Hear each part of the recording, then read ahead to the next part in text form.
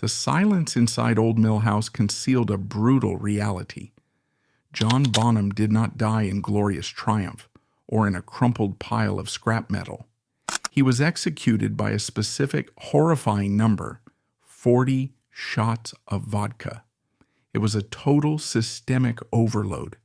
The enormous amount absorbed not only intoxicated him, it acted as a deadly anesthetic, engulfing the world's greatest rhythm-making machine in a chemical storm. His body, unable to resist the onslaught, simply surrendered, turning sleep into suffocation and proving that even a giant can be destroyed by his own vices. But before the structure crumbled under the weight of excess, it was built on a foundation of solid discipline. John Henry Bonham was born on May 31, 1948, in Redditch, Worcestershire. The post-war Midlands was not a place of dreams. It was a place of bricks, mortar, and recovery.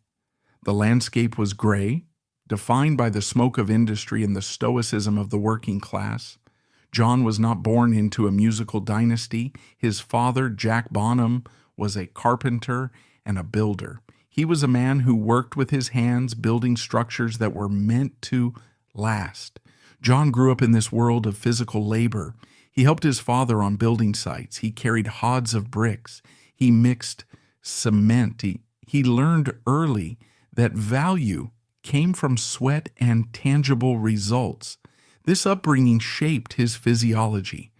By the time he was a teenager, John was not the spindly, malnourished figure typical of British rock musicians.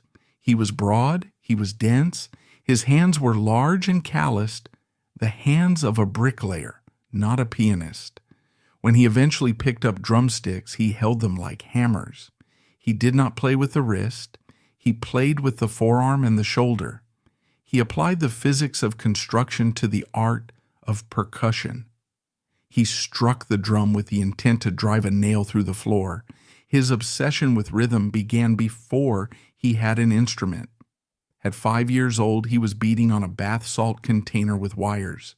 He thrashed empty coffee tins until they were dented scrap metal. It was a primal need to make noise, to assert his presence in a quiet house. His parents bought him a snare drum at 10 and a full kit at 15. It was a premier kit, rusted and secondhand, but to John, it was a weapon. He never took formal lessons. He never learned to read music. He listened to jazz records, trying to decipher the swing of Gene Krupa and Buddy Rich, but he filtered that finesse through the raw power of a Midlands laborer. The local music scene in the early 1960s did not know what to do with him. He was a problem. In an era where drummers were expected to be polite timekeepers in the background, shuffling along to the beat, John Bonham was an artillery barrage. He joined bands like the Blue Star Trio and Terry Webb and the Spiders, but his tenure was always short. He was fired repeatedly. The complaint was always the same. He was too loud. Club owners would scream at him to play quietly. They told him he was drowning out the singers. They told him he was breaking the equipment. John refused to compromise. He did not know how to play quietly. To him, the drums were a physical exertion. If he wasn't sweating, if he wasn't hitting the skins with maximum velocity, he wasn't playing. He was banned from venues. One club manager in Birmingham told him he would never work in the city again because he played so hard, he cracked the plaster on the ceiling. This rejection fueled a deep-seated resentment. He was told he was wrong. He was told he was unmusical. He developed a chip on his shoulder the size of a cinder block. He determined that if they wouldn't listen to him, he would make them listen. He would play so loud that they couldn't ignore him. Despite the rejection, he found work. He had to. He had met Pat Phillips when he was just 16. They married young. They had a son, Jason. By the mid-1960s, John Bonham was not a carefree bohemian. He was a father and a husband living in a council flat, trying to put food on the table. The pressure was immense. His wife implored him to quit the music business. She wanted him to go back to working with his father. There was steady money in building. There was no money in getting fired from pubs for playing too loud. John was torn. He loved his family with a ferocious, protective intensity. He wanted to provide for them, but the drums were an addiction he couldn't shake. He promised Pat he would quit if he didn't make it big soon. He set mental deadlines.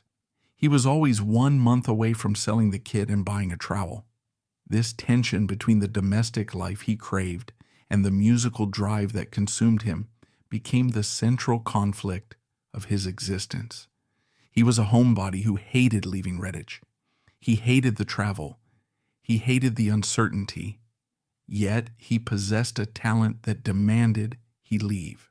In London, the Yardbirds had disintegrated. Jimmy Page, a session guitarist with a reputation for precision and darkness, was looking to build a new band. He didn't want a pop group. He wanted a vehicle for a new kind of music, something heavy, blues-based, and overwhelming. He had the bass player, John Paul Jones. He had found a raw, golden-haired singer from the Black Country named Robert Plant. But they needed an engine. Plant suggested the drummer he had worked with in the Band of Joy. He told Page about the bricklayer from Redditch. Page went to see Bonham play at a club in Hampstead. What he saw terrified and thrilled him. Bonham wasn't just keeping time, he was pushing the beat, dragging it and attacking it. He played behind the beat, giving the music a swagger that felt like a heavy weight being dragged across gravel. Page realized immediately that this was the anchor he needed. With this drummer, he could build skyscrapers of sound. But Bonham was not interested. When the offer came to join the new Yardbirds, which would soon become Led Zeppelin, John hesitated. He didn't jump at the chance. He actively avoided it. He was making £40 a week playing with Tim Rose. It was steady money. He had a car. He had his wife and kid. Why would he risk it all to join a band with a guitarist he barely knew and a singer he had already played with? He ignored the telegrams Jimmy Page sent to the pub where he drank. He threw them away. He didn't want to go to London. London was full of phonies and sharks. Redditch was real. Peter Grant, the massive, intimidating manager who would become the 5th member of Led Zeppelin, had to intervene. Grant didn't accept refusals. He and Page bombarded Bonham with messages. They appealed to his ego and his wallet. They promised him artistic freedom. They promised him money beyond the dreams of a carpenter. Reluctantly, with the weight of his financial responsibilities pressing down on him, John agreed to a rehearsal. The first time the four of them played together in a small room in Chinatown, the chemistry was instantaneous and terrifying. They played Train, Kept a Rollin'. The room exploded. It wasn't just loud, it was heavy. The floorboard shook. John Paul Jones looked at Bonham's right foot, watching it hit the bass drum pedal with a speed and power that defied anatomy. It sounded like two drummers. It sounded like a cannon. At that moment, the skepticism vanished. John knew he had found musicians who could withstand his force. He didn't have to hold back. He didn't have to play quietly. For the first time in his life, he could unleash the full weight of his physical strength, and the band didn't break. It soared. He signed the contract. He packed his bags. He kissed Pat and Jason goodbye. As he sat in the van heading down the M1 motorway toward London and destiny, he felt a knot of anxiety tighten in his stomach. It was the first pang of a sickness that would eventually kill him. He was leaving the only place he felt safe. He was trading the solid earth of Redditch for the unstable air of fame. He told himself it was just a job. He told himself he would do it for the money and come back. He didn't know that the road he was getting on had no exit ramp. The bricklayer had laid down his tools and picked up a burden he was never designed to carry. The transition from the brickyards of the Midlands to the recording studios of London was not a gradual ascent. It was a violent displacement. The band entered Olympic Studios in Barnes in October 1968. They had barely rehearsed. They had known each other for weeks, not years. Yet the recording of their debut album took only 36 hours. It was a smash and grab operation. They set up their equipment live in the room, treating the studio not as a laboratory for sonic experiments, but as a venue without an audience. Bonham sat behind his kit, enclosed by screens, and drove the sessions with a ferocity that startled the engineers. On the opening track, Good Times, Bad Times, he did something that technically should not have been possible. During the breakdown, he played a series of triplet patterns on the bass drum using a single pedal. It was a machine gun stutter, fast, heavy, and precise. Drummers who heard it later assumed he was using two bass drums. He wasn't. He was using the shin muscles he developed lifting hods of bricks to manipulate a single piece of felt and metal faster than the human ear could process. He wasn't showing off. He was announcing his arrival. He was staking his territory in the mix. The album cost £1,700 to make. It would generate millions. But the money didn't arrive immediately. First came the grind. Peter Grant, their manager, decided that England was too small. He aimed directly at America. He sent them on a tour in the dead of winter, supporting Vanilla Fudge and Iron Butterfly. They were nobodies. They had no album in the stores. They were just four British musicians with bad teeth and loud amplifiers, dropped into the freezing American Midwest. For Bonham, the reality of touring was a shock to the system. He had expected glamour. He found fatigue. They traveled in unheated vans and slept in cheap motels where the sheets were thin and the heating rattled. The food was greasy diners and truck stops. It was a different kind of labor than building walls, but it was just as exhausting. He missed his wife. He missed his son. He spent his per diem on phone calls back to Redditch, standing in freezing phone booths, feeding quarters into the slot to hear Pat's voice. The distance was a physical ache, but on stage, something else happened. The anger of the travel, the frustration of the cold, and the anxiety of the performance channeled into the drums. When Led Zeppelin played, they didn't just perform songs, they engaged in sonic warfare. They obliterated the headliners. They played so loud and with such sexual aggression that audiences were left stunned. Bonham was the artillery. He hit the drums harder than anyone had ever seen. He broke snare heads nightly. He cracked cymbals. He played until his hands blistered and bled. Then he taped them up and played harder. The blood on the snare drum wasn't a prop. It was the cost of doing business. By 1969, the album hit the shelves and the explosion happened. They weren't an opening act anymore. They were the main event. The venues changed from clubs to auditoriums, then to arenas. The money began to flow. It came in cash stuffed into paper bags by promoters, handled by Peter Grant, who carried a pistol and a cricket bat. Bonham went from counting pennies for cigarettes to having thousands of dollars thrown at him. This sudden elevation did not cure his anxiety. It fed it. As the crowds got bigger, the terror of performing intensified. The scale of Led Zeppelin had become a monstrous industrial machine, and John Bonham was the engine that had to keep it running. This was not simple stage fright. It was a pathological, paralyzing dread that seized his entire physical form. Bonham was a perfectionist in a profession where errors were public and permanent. He knew that the guitar could hide behind distortion and the vocals could drift, but the drums were the foundation. If the foundation cracked, the entire structure collapsed.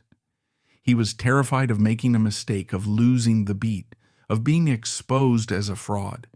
This fear manifested physically. Before every show, the panic would set in.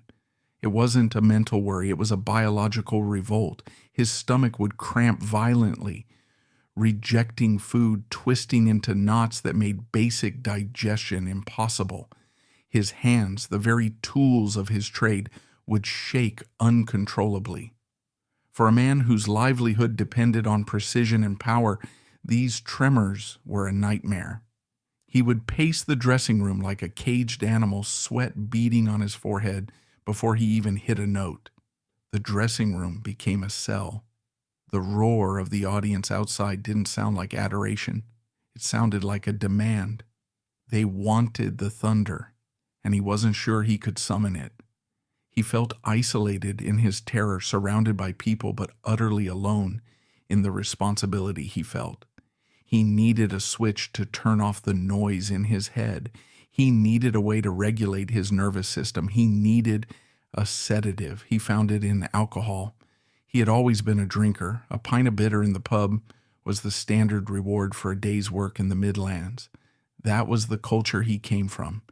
You worked hard, you got dirty, and you washed the dust away with a drink. It was a social punctuation mark. But on the road, the function of alcohol changed. It ceased to be a treat and became a utility. It wasn't for relaxation, it was for survival. The shift was strictly medicinal. Bonham discovered that the physiological symptoms of his panic could be chemically dissolved. He drank to stop the shaking. He drank to lower his heart rate.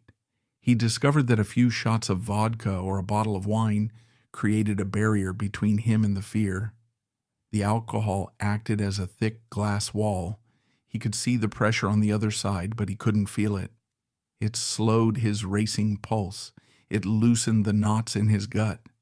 When he was sober, the lights were blinding and the expectations were crushing. When he was drunk, the edges blurred. The impossible task of being the world's greatest drummer became manageable. It numbed the homesickness. It dulled the noise of the industry. This practical application of alcohol quickly hardened into a chemical dependency. The human body is adaptable, and tolerance builds rapidly. What initially took 2 drinks to achieve soon required 4, then 8, then a bottle.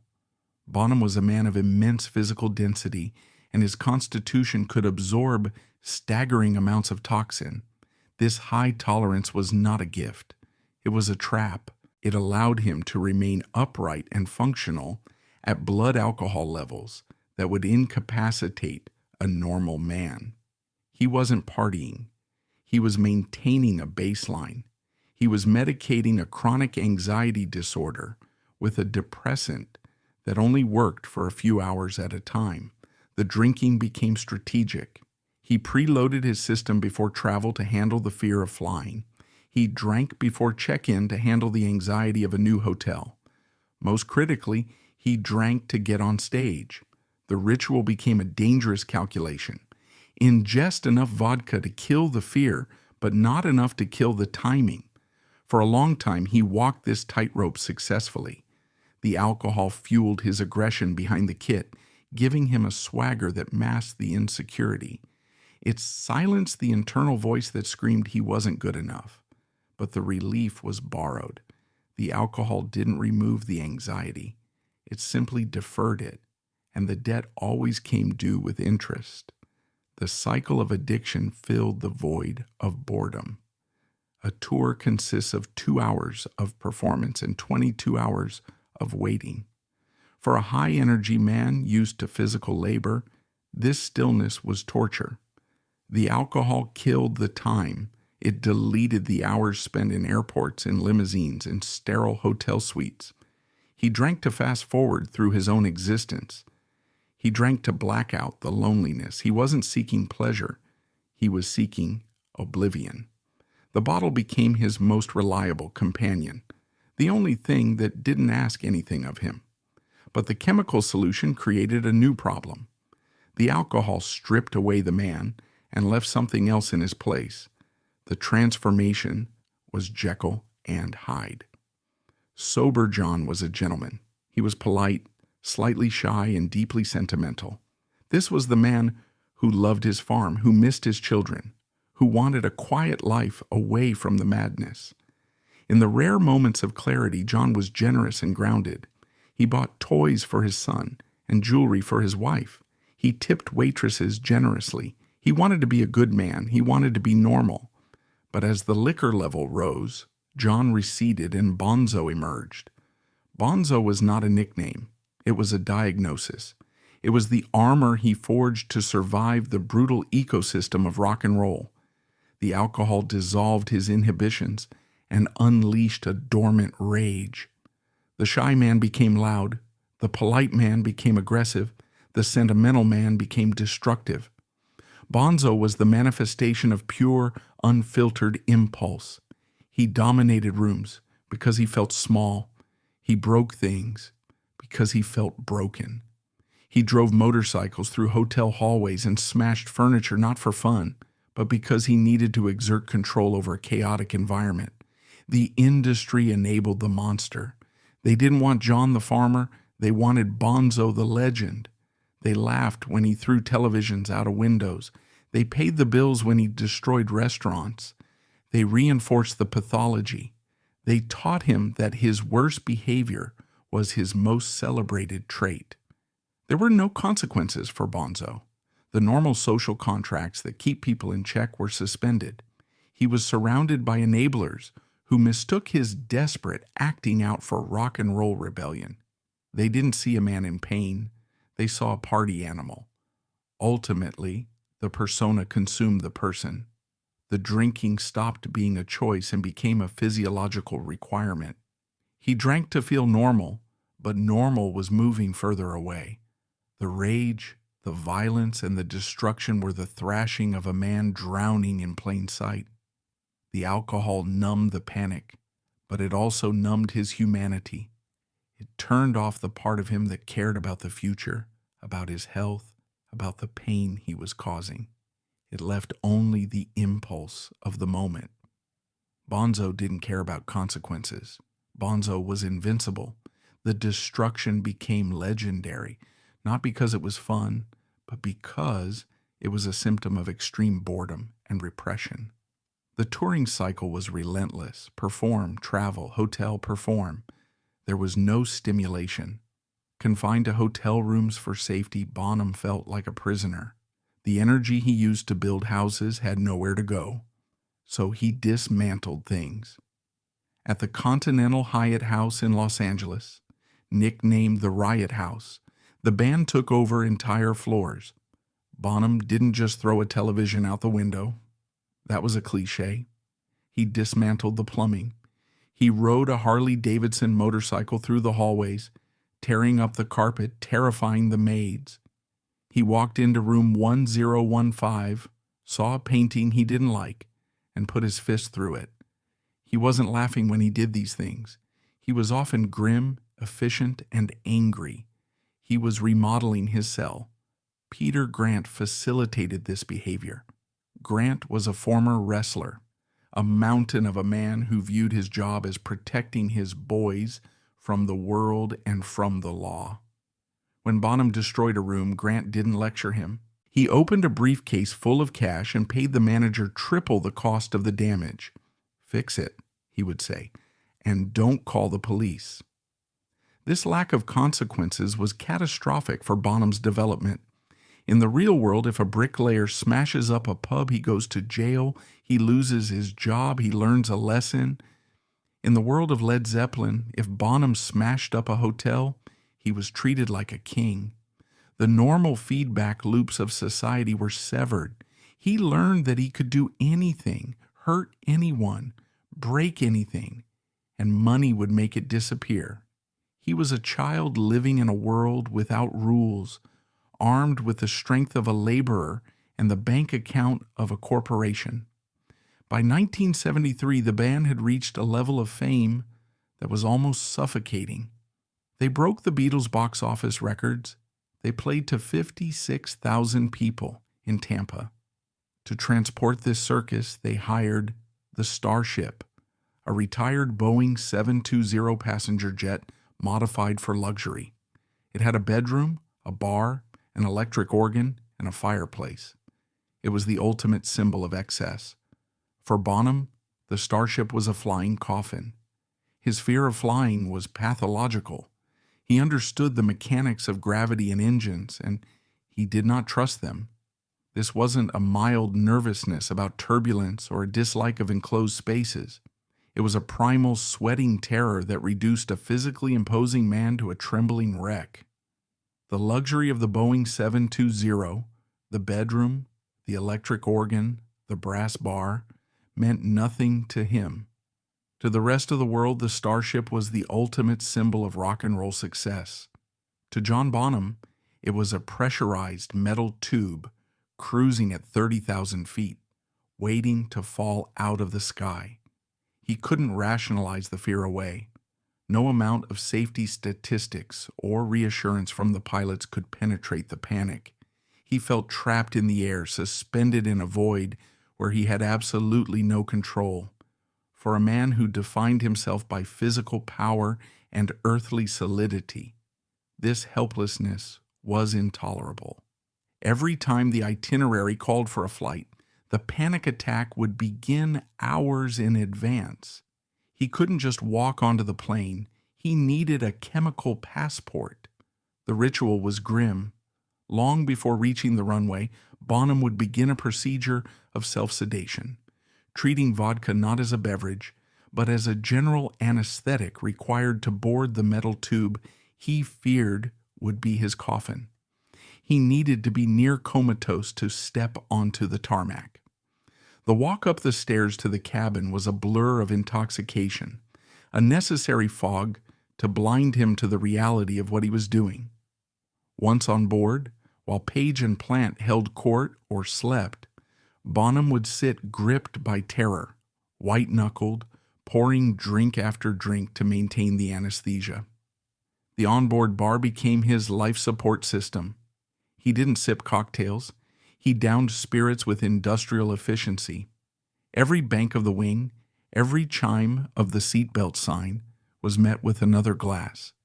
While his bandmates slept or socialized, Bonham sat white-knuckled, fighting a war against his own adrenaline, consuming enough ethanol to anesthetize a normal man just to endure the transit. He wasn't enjoying the luxury. He was enduring the transit. The plush seats and the attentive service were irrelevant. He was a prisoner waiting for release. The only way to fast forward through the ordeal was to erase his mind. The alcohol acted as a bludgeon to his consciousness. He drank until the plane stopped moving. The dichotomy of his life became sharper. In England, he bought Old Hyde Farm. It was a massive estate in Worcestershire, spanning hundreds of acres. This was his sanctuary. Here, he wasn't the drummer of Led Zeppelin. He was John the farmer. He bought a herd of Hereford cattle. He bought tractors. He didn't hire people to do the work. He did it himself. He woke up at dawn, put on boots, and shoveled manure. He built fences.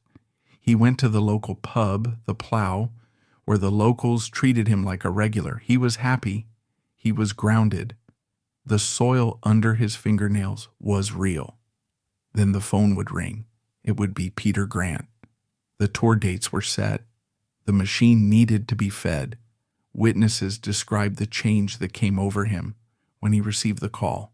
He would physically slump. The light would go out of his eyes. He would become irritable, then depressed. He had to leave the cows, the tractor, the wife, and the son to go back to the noise. He viewed the band not as a creative outlet, but as an intrusion on his real life. He would start drinking heavily days before he had to leave, preloading his system for the ordeal ahead. During the tours of the mid-70s, the isolation within the band grew. They were no longer a band of brothers sharing a van. They were 4 CEOs of a multinational corporation traveling in separate limousines. Their addictions began to diverge, creating walls between them. Jimmy Page was drifting into a dark, hermetic world of heroin and occult fascination. He became thin, frail, and reclusive. He stayed in his room surrounded by candles and guards. Robert Plant was living in a fantasy world of Celtic mythology and groupies. John Paul Jones, the quiet professional, retreated into his own private space to preserve his sanity. Bonham was left alone. He didn't do heroin. He hated needles. He found the occult boring. He wanted camaraderie. He wanted the pub atmosphere of the Midlands. Finding no connection with his bandmates, he sought it with the road crew, the security guards, and the hangers-on. He drank with them. He brawled with them. But there was a power imbalance. They were employees. He was the boss. They couldn't tell him to stop. They couldn't take the bottle away. They laughed at his jokes even when they weren't funny. They absorbed his punches when he was angry. The alcohol consumption escalated from functional to industrial. It wasn't just vodka. It was the Black Russian, vodka and coffee liqueur, consumed by the pitcher. He developed a tolerance that baffled medical understanding. He could consume quantities that would hospitalize an average man and still walk on stage and play Moby Dick for 30 minutes without missing a beat. This physical resilience was his greatest enemy because he didn't pass out immediately, because he didn't fall over. He kept drinking. He was poisoning his organs while his muscular frame kept him upright. He became bloated. The chiseled features of the young mod drummer disappeared under layers of fluid retention and alcoholic puffiness. He looked older than his 26 or 27 years. He looked like a man being slowly drowned from the inside. The violence escalated in tandem with the isolation. By 1977, the Bonzo persona had hardened from a mischievous disruptor into a dangerous liability. The catalyst came on July 23rd at the Oakland Coliseum in California. It was the day on the Green Festival. The backstage area was a tense fortress guarded by Bill Graham's security staff. A minor altercation occurred involving Peter Grant's 11-year-old son Warren and a security guard who allegedly shoved the boy for removing a sign. In previous years, this might have been settled with a shout or a payoff. In the chemical paranoia of 1977, it became a felony. Grant summoned Bonham. They cornered the security guard in a trailer. This was not a fair fight. It was a systematic beatdown. Bonham used the immense physical strength he had cultivated through manual labor to inflict severe damage. He kicked the man while he was being held down. It was a display of raw, misdirected aggression. The frustration of the tour, the anxiety of the performance, and the toxicity of the alcohol all channeled into a senseless act of violence against a defenseless target. The police raided the hotel the next day. They dragged Bonham, Grant, and bodyguard John Bindon out in handcuffs. The mug shots from that day reveal a man stripped of his rock star armor. Bonham looked surly, bloated, and vacant. He was charged with assault. The band had to settle the lawsuit for $2 million to avoid prison time, but the moral rot was undeniable. The lovable rogue myth was dead. Bonham wasn't just breaking furniture anymore, he was breaking people. This violence was symptomatic of a deeper physiological crisis. Bonham's hands, the primary tools of his trade, were becoming collateral damage. During this period, he frequently suffered from breaks in the metacarpal bones caused by punching hard objects. When the alcohol took hold, walls, mirrors, and faces became targets. He would wake up with his hands swollen and bruised, forced to tape them heavily to hold the drumsticks. The agony of playing with fractured hands was immense, requiring more alcohol to numb the pain, which in turn fueled more violence. It was a closed loop of destruction where the instrument of his genius was being methodically destroyed by his addiction. The band's tax exile status severed his last stabilizing connection. To avoid the punitive 83% tax rate in Britain, the members of Led Zeppelin were effectively banished from their own country for a year. For Page and Plant, this was an inconvenience or an adventure. For Bonham, it was psychological amputation. He was forced to live in hotels in Switzerland and the south of France. He found these places sterile and boring. He didn't want to ski. He wanted to be at his farm in Worcestershire. He wanted to drive his tractors and see his cattle. The exile stripped him of his grounding mechanisms. Without the farm and his local pub, he drifted. In Montreux, he drove cars into lakes. In Michelin-starred restaurants, he started food fights. These weren't acts of joy, they were the tantrums of a man who felt trapped in a gilded cage. He sat in luxury suites, staring at mountains that meant nothing to him, drinking to numb the acute separation anxiety. The tax exile years were not a holiday. They were a period of forced displacement that accelerated his intake of alcohol. He wasn't drinking for pleasure. He was drinking to manage the distress of displacement. The relentless travel schedule of the tax exile years turned his aviophobia into a daily torture. The chemical passport he had developed was no longer just for tours. It became a prerequisite for his existence, trapping him in a cycle of sedation just to move from one country to another. The physical toll of this lifestyle became impossible to hide by 1980. The Over Europe tour was designed to be a warm-up, a way to shake off the rust before the massive American dates. Instead, it exposed the structural failure of the drummer. On June 27th in Nuremberg, West Germany, the invincible engine stalled. The concert began normally. The band launched into "The Song Remains the Same." The energy was high. But 3 songs into the set, during Black Dog, the rhythm faltered. Bonham, a man known for impeccable timing, started to drag. He missed beats. Then, in front of thousands of fans, he simply stopped. He slumped over his snare drum. He did not get up. The band stopped playing. The silence in the arena was confused and terrifying. Backstage, the official line was immediate and protective: food poisoning. They claimed he had eaten bad bananas or a rotten steak. It was a lie designed to protect the brand. The truth was a toxic exhaustion collapse. Bonham's body, saturated with alcohol and possibly interacting with medication for anxiety, had shut down. His potassium levels were likely critical. His liver was struggling to process the toxins. He hadn't fainted from a bad meal. He had short-circuited. Someone dragged him off the stool. They revived him. In a medical context, this would have been the moment for hospitalization and detox. But the machine of Led Zeppelin was too big to stop. There were contracts.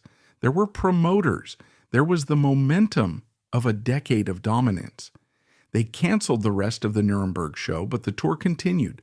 Bonham was back behind the kit for the next gig, his face puffy, his eyes hidden behind sunglasses, driving the band forward while his body screamed for a halt.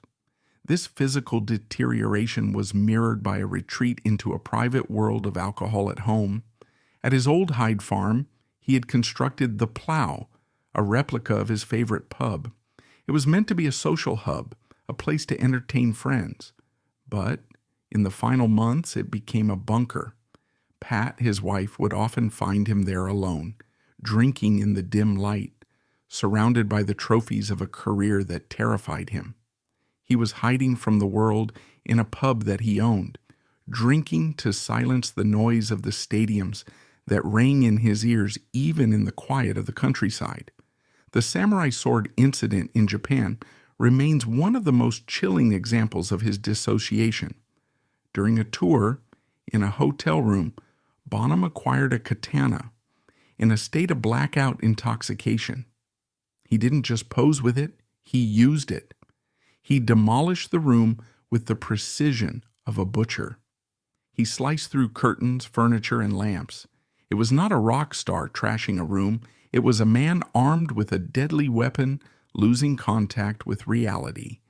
He nearly struck Richard Cole, the tour manager. The next morning, he had no memory of the event. He looked at the devastation with the confusion of a child, unable to reconcile the wreckage with his own actions.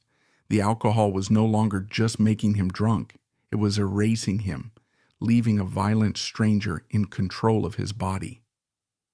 By September 1980, as the rehearsals at Bray Studios loomed, Bonham was a man cornered. He had premonitions of his own death. He told friends he wouldn't make old age. He felt the weight of the Led Zeppelin curse, the car accident that nearly crippled Robert Plant, the death of Plant's son Karak, the dark occult interests of Jimmy Page. He felt the darkness closing in. He didn't want to go to America. He didn't want to leave Pat. He didn't want to be Bonzo anymore. On the morning of September 24th, 1980, the car arrived to take him to rehearsals. He kissed his wife goodbye. He looked at his farm. He looked at the life he had built. He got in the car with his assistant, Rex King. He was leaving his sanctuary. He needed his medicine. He needed his armor. The car stopped for breakfast. He did not order coffee or juice. He ordered ham rolls and 4 quadruple vodkas. This consumption of 16 units of alcohol before noon was not a celebration. It was a calculated act of maintenance. That is 16 standard shots of hard liquor consumed in the span of a casual breakfast. He drank them with a terrifying efficiency, treating the spirit not as a beverage, but as a necessary fuel to start the engine. There was no hesitation. There was no savoring. It was industrial consumption. For an average male, this amount of ethanol introduced into the system within a 60-minute window would induce immediate physical collapse and unconsciousness. The central nervous system would simply collapse under the depressive weight of the drug. Motor control would vanish, severing the command signals to the limbs. Speech would become impossible. The gag reflex would likely trigger a violent, spasmodic rejection of the toxin to save the organism from overdose. Most men would be on the floor, incapable of standing, their bodies shutting down into a comatose state to prevent respiratory failure. However, Bonham's physiology had been conditioned by a decade of heavy abuse. His body was no longer operating on standard biological parameters. It had been rewired by years of chronic intoxication. His tolerance was a fortress built over years of daily drinking. His liver had upregulated the production of enzymes to break down the poison, shifting the organ's metabolic rate into overdrive to process the constant flood of ethanol. This was not resilience. It was a desperate physiological response to long-term poisoning. This biological adaptation allowed him to remain ambulatory and conversational despite carrying a toxic load that would hospitalize a novice. He appeared functional because intoxication had become his baseline. He wasn't slurring or stumbling because his brain required the sedative just to achieve equilibrium. He ate the food mechanically, using it only as a sponge for the liquid. He finished the ham rolls. He finished the vodka. He walked back to the car. The sedative effect of the liquor clamped down on his nervous system, masking the turmoil inside. The car ride to Bray Studios was a blur of gray English countryside. Arriving at the rehearsal space, the separation between John Bonham the man and Bonzo the machine became starkly evident. He sat behind his drum kit, a massive Ludwig set tuned higher than most rock drummers to cut through the distorted guitars. His motor cortex, deeply grooved by years of repetition, took over. He played with precision. He locked in with John Paul Jones. The rhythm section of Led Zeppelin operated on a telepathic level that even a liter of vodka could not immediately sever. To the outside observer, he was functioning. He was hitting the snare with the force of a pile driver. He was navigating the complex time signature changes of Kashmir without faltering. But internally, the systems were straining. The alcohol was a depressant, slowing down the firing rate of his neurons. To compensate, his brain was fighting to stay awake, likely aided by the adrenaline of performance and the sheer physical exertion of drumming. Drumming at Bonham's level is an athletic event. It masked the severity of his intoxication. He continued to drink through the rehearsal. The vodka and orange juice, screwdrivers, became his hydration. He was replacing the water he sweated out with more dehydrating spirit. The cycle of toxicity was self-reinforcing. During a break in the music, the facade cracked. The beast retreated, and the frightened man from Redditch surfaced. He pulled Robert Plant aside. Plant was not just his lead singer. He was the man who had brought him into the band, his connection to the life before fame. Bonham's words were not the boastful shouts of a rock star. They were a confession of defeat. He told Plant that he had lost it. He said that his drumming was substandard, that everyone else was better than him. This was objectively false. He was widely considered the greatest drummer in the world. But the dysmorphia of the addict had distorted his self-perception. The alcohol which he drank to cure his anxiety was now amplifying his paranoia. He felt like a fraud. He wanted to go home. Plant tried to reassure him, to calm him down, but words had little effect against the chemical imbalance in Bonham's brain. The rehearsal ended in the late afternoon. The band packed up and moved to Jimmy Page's residence, the old mill house in Clewer, Windsor. The house itself was a dark Gothic structure, steeped in history, and Page's fascination with the occult. For a man like Bonham, who craved the simple pastoral clarity of his farm, the atmosphere of the old mill house was oppressive. It was another hotel, another strange room, another place that wasn't home. He gravitated toward the one familiar comfort available. He continued to drink. By the evening of September 24th, the consumption rate remained steady. He was not chugging bottles in a frenzy. He was maintaining a constant high-level intake. He was pacing himself, but the pace was lethal. Witnesses later reconstructed the timeline. From the initial 4 quadruples at lunch to the drinks during rehearsal and the continued consumption at Page's house, the total volume was accumulating rapidly. The liver can metabolize approximately 1 unit of alcohol per hour. Bonham was ingesting far more than that. The surplus ethanol was stacking up in his bloodstream, saturating his tissues. His behavior began to deteriorate as the night wore on. The maintenance phase of his intoxication gave way to the toxic phase. The alcohol began to affect the primitive parts of the brain. His coordination slipped. His mood became volatile. He was aggressive, then sullen. He was loud, then quiet. These were the symptoms of a frontal lobe shutting down.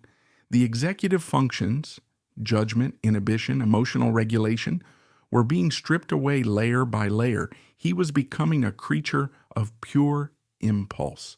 Around midnight, the biological limit was reached. John Bonham collapsed. This was not a decision to go to sleep. It was a loss of consciousness. His reticular activating system, the part of the brainstem that regulates wakefulness, was overwhelmed by the depressant. He could no longer stand. He could no longer speak. He was essentially anesthetized. His assistant, Rex King, and potentially others intervened. They did not call a doctor. In the context of the rock and roll lifestyle of 1980, a passed-out drummer was not a medical emergency. It was a Tuesday. It was a routine occurrence. They had seen him like this 100 times before. The protocol was simple. Put him to bed and let him sleep it off. They lifted his dead weight, he was a heavy man, dense with muscle and bloat, and carried him to a guest bedroom. They laid him on the bed, they placed him on his side. This detail is critical. Placing an intoxicated person on their side is the standard first aid position to prevent choking in case of vomiting. It utilizes gravity to clear the airway. Whoever placed him there knew the drill. They propped him up with pillows to keep him stable. They turned off the lights and closed the door. They left him to recover. They believed he would wake up in the morning with a headache, reach for a beer, and the cycle would begin again. They did not know that the lethal dose had already been ingested. The alcohol in his stomach was still being absorbed. Even after he passed out, his blood alcohol concentration continued to rise. The physiological event horizon had been crossed. In the darkness of the guest room, John Bonham's body fought a silent, losing war. The lethal volume of alcohol had finally severed the connection between his brain and his survival instincts. Deep in slumber, his body attempted to purge the toxins, but the paralysis was total. There was no struggle, no waking gasp for air. The mechanics were brutal but quiet. As the fluid filled his lungs, the engine that had driven the heaviest sound in rock music simply flickered and went out. He lay still in the dark, and the silence in the room became absolute. The morning dragged into the afternoon. The band and crew moved through the house, assuming the silence from the guest room was just another hangover. But at 1:45 p.m., the silence became suspicious. Benji Lefebvre and John Paul Jones went to wake him, only to confirm the nightmare that had started 12 hours earlier. The engine had stopped. Panic did not immediately ensue. It was replaced by a hollow shock. They called the police. They called an ambulance, a futile procedural requirement. When the paramedics arrived, they confirmed the obvious. John Bonham was dead at 32. The news traveled through the house like a shock wave. Jimmy Page, frail and entrenched in his own isolation, received the news with a detached horror. The death had happened under his roof, a grim addition to the house's already dark history. Peter Grant, the manager who had spent his life acting as a human shield for the band, arrived at the house. Grant was a man who solved problems with fists and cash. He could intimidate promoters, bribe police, and rewrite contracts, but he could not negotiate with death. The man who had seemed indestructible collapsed, weeping openly. The fortress of Led Zeppelin had been breached from the inside. Robert Plant was at his home in the Midlands when the phone rang. The devastation was total. Plant had already buried his 5-year-old son, Karak, 3 years prior. Now he was burying the man he had stood beside since they were teenagers in the pubs of the Black Country. The Led Zeppelin curse, a whisper among fans, felt like a tangible weight on his shoulders. He drove to Windsor immediately, needing to see the reality before the media distorted it. The press caught the scent within hours. Reporters camped outside the gates of the old mill house. The speculation was immediate and lurid. They expected a rock and roll cliché, a heroin overdose, a suicide pact, a car crash. They wanted a scandal. What they got was a grim industrial accident. The autopsy, conducted by Dr. Edmund Hempstead at King Edward VII Hospital, stripped away the myth. There were no illegal drugs, no heroin, no cocaine, no pills. The toxicology report was a testament to a singular legal poison. His blood alcohol level was 276 milligrams per 100 milliliters. The coroner's verdict was death by misadventure. It was a banal legal term for a preventable tragedy. The cause of death was inhalation of vomit due to acute alcohol intoxication. The mechanism was mechanical. The alcohol had acted as a general anesthetic, paralyzing the gag reflex. He had suffocated on his own fluids. It was an ugly, unglamorous end. He hadn't burned out in a blaze of glory. He had drowned in a bed because his throat stopped working. The funeral took place on October 10, 1980, at Rushock Parish Church in Worcestershire. It was devoid of the spectacle that defined his professional life. There were no pyrotechnics, no screaming fans, no media circus allowed inside the gates. It was a gray, damp English day.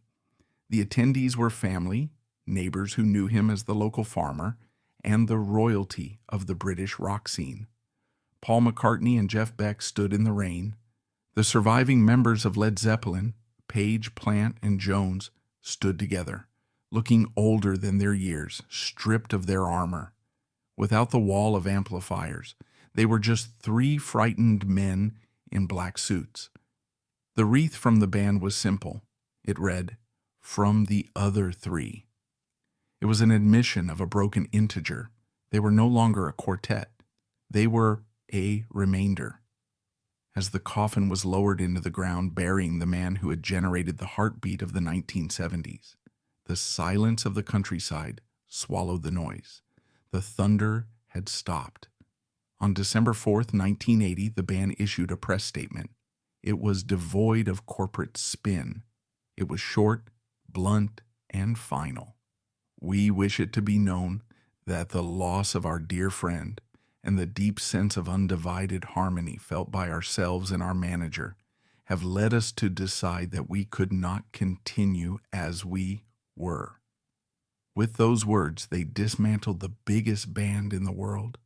They walked away from a potential fortune. They dissolved the entity. It was an act of supreme integrity. They acknowledged that John Bonham was not an employee. He was the foundation. Without the foundation, the house had to be condemned.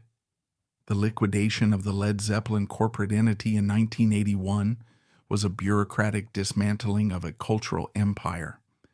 With the decision to disband made, the logistical machinery that had supported the band for 12 years was disassembled. The offices of Swan Song Records, once the nerve center of their global operations, became a quiet administrative hub for processing royalties and managing a legacy that had ceased to grow. The road crew, men who had spent a decade defining the logistics of stadium rock, were released into an industry that was rapidly changing.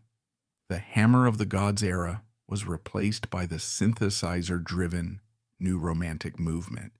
The physical prowess that Bonham represented, the sheer capacity to move air with wood and plastic, was becoming obsolete, replaced by the precise programmed beats of the Lindrum machine. Jimmy Page did not transition into this new era. He vanished. For nearly 2 years following Bonham's death, he barely touched a guitar. The instrument represented a connection to a kinetic energy that no longer existed. When he finally emerged for the Arms charity concerts in 1983, supporting Ronnie Lane, he looked frail. The heroin addiction that had shadowed the final years of Zeppelin had taken a visible toll. On stage, playing an instrumental version of Stairway to Heaven, the absence of the drums was deafening. He played the notes, but the rhythmic architecture was missing. The song drifted, unanchored. It was a public admission that the wizard had lost his spellbook. Without the heavy, dragging backbeat of John Bonham, Page's intricate riffing sounded thin and exposed. He was a lead guitarist without a rhythm section, a frantic signal searching for a receiver that had been switched off. The desperation to recapture the lost magic culminated in the 1985 Live Aid reunion in Philadelphia. The event was billed as a global jukebox, a celebration of music's power to save lives. For Led Zeppelin, it was a forensic disaster. They had not played together in 5 years. They had not rehearsed properly. The hubris that had defined their career, the belief that they could simply walk onto a stage and summon the thunder, led them to a tactical error. They assumed John Bonham was replaceable. They hired 2 drummers, Phil Collins, the omnipresent pop star of the moment, and Tony Thompson, a disco-funk drummer from Chic. The logic was additive. 2 drummers must equal the power of 1 Bonham. It was a miscalculation of physics. Bonham's power came from space, not clutter. He played behind the beat, creating a vacuum that sucked the listener in. Collins and Thompson were technically proficient, but they played on top of the beat. They filled every silence with fills. They occupied the sonic frequency where Page's guitar needed to live. On stage at JFK Stadium, the result was a cacophony. Page, sweating and out of tune, tried to find the pocket, but the pocket was gone. Plant's voice, now trained for the lighter register of his solo work, strained against the mess.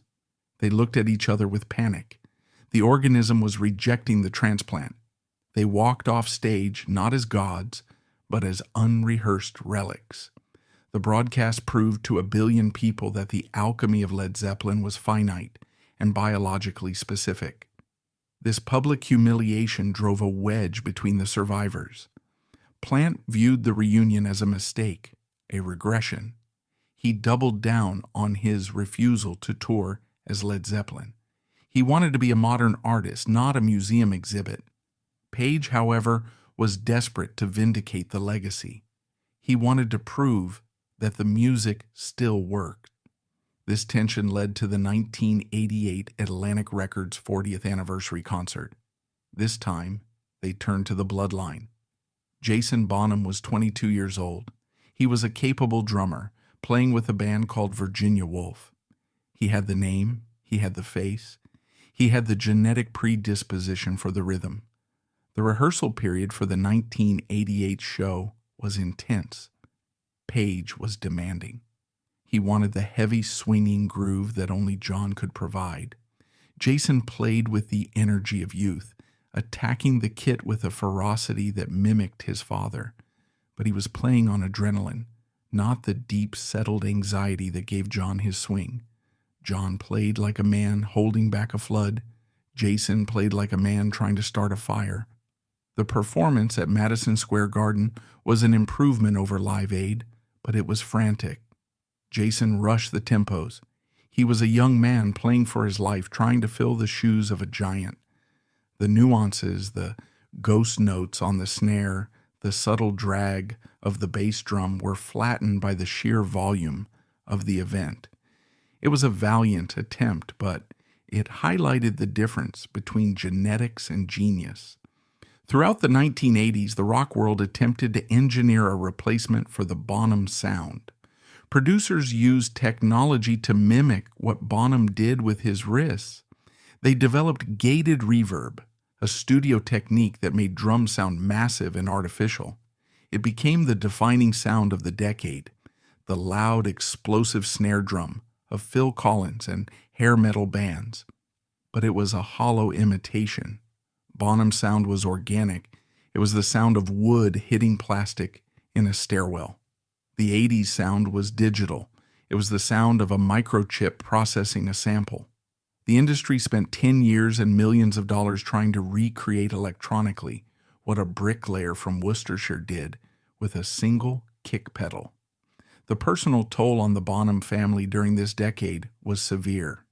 Jason was navigating his 20s with the burden of being the son of. Every interview focused on his father. Every review compared him to the dead man. He was surrounded by the same enablers who had hastened his father's death. The alcohol and cocaine that had killed John were readily available to Jason. He fell into the same traps. The Bonzo legend glamorized the addiction. To be like John, one had to drink like John. Jason struggled to separate the musical legacy from the chemical pathology. It took years for him to realize that inheriting the drum kit did not mean he had to inherit the disease. By the early 1990s, the hair metal scene that had idolized Bonham's excess imploded. Nirvana and the grunge movement arrived. Ironically, the grunge drummers, Dave Grohl of Nirvana, Matt Cameron of Soundgarden, were closer to Bonham's spirit than the 80s metal bands. They hit hard. They played simple, heavy grooves. They stripped away the artifice. Dave Grohl openly worshiped Bonham, tattooing the three-circle symbol on his arm. The Bonham sound returned to the forefront not as a digital sample, but as a physical approach to the instrument. A new generation realized that the power came from human effort, not studio trickery. In 1994, Jimmy Page and Robert Plant reunited for the No Quarter project. Notably, they did not invite John Paul Jones. They also did not hire a rock drummer to replace Bonham. They hired Michael Lee, but they also utilized Egyptian percussionists and orchestras. They deconstructed the songs. They admitted finally that they could not recreate the Led Zeppelin sound without John Bonham. Instead of trying to replace him, they changed the context of the music entirely. It was an admission of defeat that liberated them. By ceasing to look for a clone, they found a new way to exist. As the 2000s approached, the surviving members settled into the role of elder statesmen. They oversaw the remastering of the catalog. They released live recordings from the 1970s, proving to a new digital generation that the band was not a myth. The recordings from 1970 at the Royal Albert Hall or 1973 at Madison Square Garden showed Bonham in his prime. The audio evidence was irrefutable. You could hear the speed of his right foot on Good Times, Bad Times. You could hear the swing on Whole Lotta Love. These recordings served as the final verdict. No drum machine, no session player, no digital plug-in could replicate the specific neurological output of John Bonham. The persistence of the Bonzo myth often overshadowed the technical reality of his playing. He was not just a basher. He had the wrists of a jazz player. He held the sticks lightly. He generated power through the whip-crack motion of his forearms, not by bludgeoning the skins. He tuned his drums to specific musical intervals. He used a timpani to expand the melodic range of the rhythm section. He was a sophisticated musician, trapped in the body of a brawler. The tragedy of his death is that he never got to evolve. He died at 32. He never played in a jazz trio. He never experimented with fusion. He was frozen in amber as the heavy metal hammer, forever pounding out rock and roll. The final reunion in 2007 at the O2 Arena was the closing of the circle. When Jason Bonham sat behind the kit, sober and prepared, he wasn't trying to be his father. He was paying tribute to him. The performance was powerful because it acknowledged the absence. They played For Your Life, a song they had never played live with John because it was written during his decline. Playing it with Jason was an act of healing. It was the surviving members staring down the trauma of 1980 and surviving it. But when the show ended, the silence returned. The amplifiers were turned off. The lights went down. The legacy was secured, but the man was still dead. The vodka had done its work.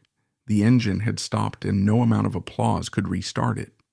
John Bonham's life was a collision between the immovable object of his working-class roots and the unstoppable force of his talent. He built walls to keep the world out, then tore them down with his bare hands. He built a family life in Worcestershire, then abandoned it for the road.